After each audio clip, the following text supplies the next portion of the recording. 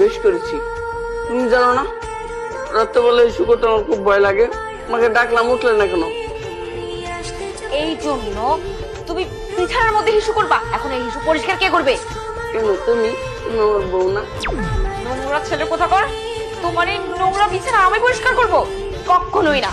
দাঁড়াও, তোমার মাকে আমি এক্ষুনি যাচ্ছি, তারপর ডেকে বলবো যে তোর এত বড়। মা, মা! কি হলো বৌমা? এরকম সাত সকাল বেলা চিৎকার করছো কেন? দেখেন আপনার গুণধর ছেলে কি করেছে। আপনার গুণধর ছেলে বিছানার মধ্যে প্রস্তাব করছে। তুই বিছানায় প্রস্রাব করেছিস? ছি ছি ছি ছি ছি। তুই তো বৌমার সামনে আমার মান সম্মান কিচ্ছু রাখলি না। মা তুমি জানো না রাত্রেবেলা বাথরুমে যেতে ভয় লাগে। আমার বৌমার কতবার বলছি যাইতে, আমার সাথে যায়নি, তাই তো আমি ভয় ইস্যু করে দিছি। এই, তুই যে কবে বড় হবি?